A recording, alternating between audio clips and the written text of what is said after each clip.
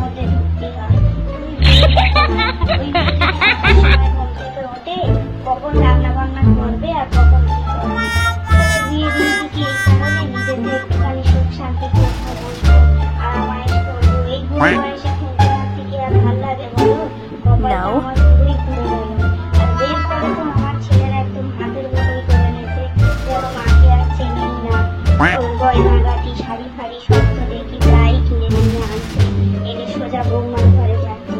মার কথা এখনো মনে হয়নি রে, মাটা যে বয়স হয়েছে, হ্যাঁ ওদিন পরে মরতে চাইবে। একটু মার কথা ভাব, এত কষ্ট করে কোলে পিঠে করে মানুষ করলাম, আর এই শাকচুন্নিটা বাড়ি এসে যেন আমার ছেলেটাকে পুরো হাত পকেছে। একটু শাশুড়ি সেবা যত্ন করতে কিচ্ছু করে না, শুধু নিজেই ফুর্তি করে বেড়াচ্ছে। সারাদিন ফোনে হ্যালো হ্যালো করছে, মার কাছে ফোন করছে, বাড়ির কাছে ফোন করছে,